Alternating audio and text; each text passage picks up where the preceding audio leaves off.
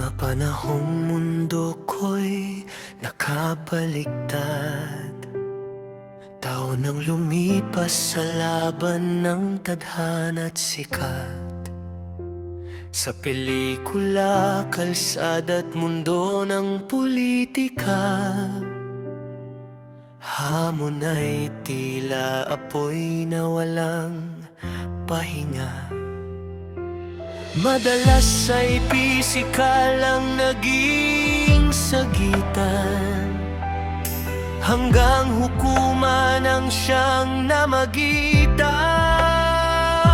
Isang unos ang biglang bumuhos, maraming lumuha sa hagupit ng unos. May nagbunyi sa aking pagkapariwara, may nakinabang sa aking pagdurusa. Ngunit may hustisya ring tahimik na gumanti sa kasinungalingan at pusong mapang-api.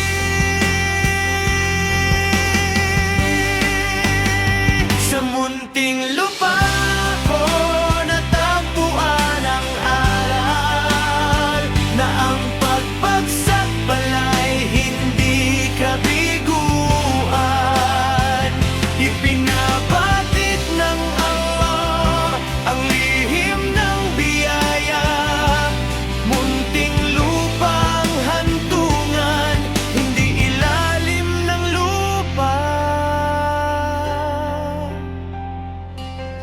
sa apoy at palo ako'y hinubog, sa latay ng damdamin lalo pang tumatag. Ang aking sugat ay naging patotoo, ng Diyos ay may plano sa bawat pagkadapa ko. Ang peklat ng puso'y sa kaluluwa nakaukit, mga gabing luhay tahimik kong tiniis. Kabataan ko'y hindi isinulat sa tinta, kundi sa dugo ng laban at tapang nadala.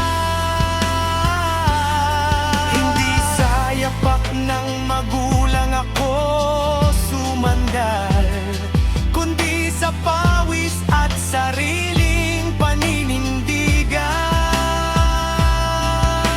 Salamat sa mga magulang kong gumabay sa pananampalatayang hindi ko inurong kailanman. Sa disiplina at kamay na bakal na nagturo, nasa likod ng unos may bagong umuusbong na mundo.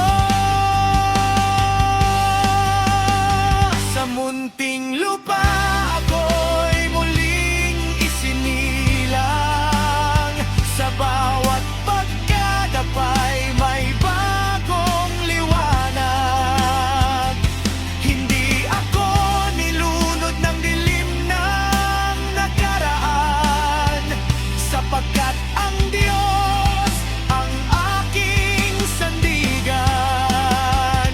At kung muling umihip ang malakas na hangin, alam kong ako'y di na muling gigiba pa rin. Ang aking kwento'y hindi tapos sa sugat, kundi patunay na ang biyaya'y dumarating matapos ang